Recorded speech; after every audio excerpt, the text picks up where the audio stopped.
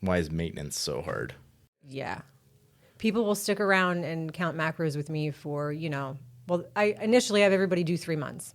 So after that, maybe they'll do another month and then they're like, all right, I got this. And then 3 more months go by and they come back to me and I'm like, well, what happened? Like, what do you think happened? And I ask them like sincerely, well, I got comfortable. I just started to get loose with things. I stopped tracking. Didn't feel like I needed to put everything on the scale anymore, which is fine. But if you're not somebody that's good at keeping yourself in check, it can slip away from you pretty quickly. Yeah. Yeah. I think one is like you're saying, over time, things probably just start to slip a little bit. Mm-hmm. I also think like where I've seen people struggle a lot is like specifically like with weight loss clients, which is probably, a good chunk of the people that you're working with. It's like you see them, shed. Again, if they're working with you, they're going to do it a little conservatively, but even if people are doing it on their own, they might be more aggressive with their weight loss. Mm-hmm. But either way, it's like, say they're doing this on their own. It's like they lost the weight, and where the struggle point is going from like they have all this momentum while they're losing the weight to now I just want to be at a healthy spot for like the rest of my life. Mm-hmm. And making the transition between like I'm being really aggressive and like trying to lose weight really actively to like now I'm going to back off a little bit, and doing that in a way where they don't just go completely off the rails. I feel like a lot of people mess up, frankly. Yeah. It's like the habits that they've put in place all the time that they spend with me just kind of go to the wayside, and they kind of forget, what and why they were doing it. And I think too, like they just get comfortable, and they saw all this progress doing all this tracking, and I think maybe they just get to a point where they're like, oh, I don't got to do that anymore. I'm finally at my goal weight.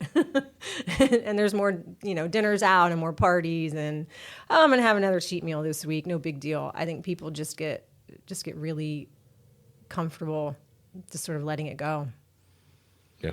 Do you have any, it could just be as simple as like, you got to stay on it and keep tracking and stuff, but like, do you have any other piece of advice for people who are making that transition from like a cut into maintenance? I think that, just make sure that you have created the habits to a point where it's sort of second nature for you.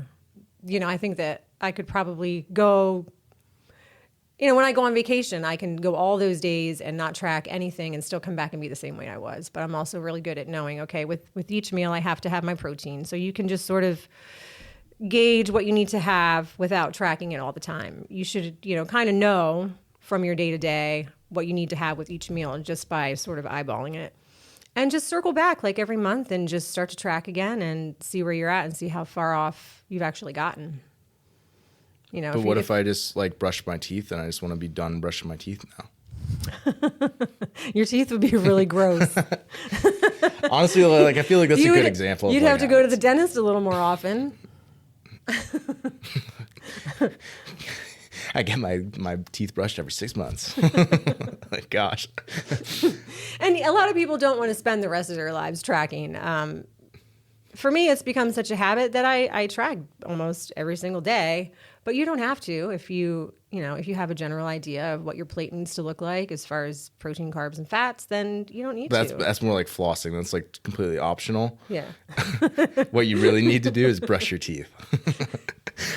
I don't know. The analogy probably breaks down somewhere, but I guess my point was like there's certain habits that you just need to do forever. Sure, yeah. Right? Like at no point should you just be like, oh, I don't care how many hours I sleep and I'm just going to go to bed whenever I want and wake up whenever I want. Like even when I'm retired someday, like I will be consistent with sleep and wake times because it allows you to thrive.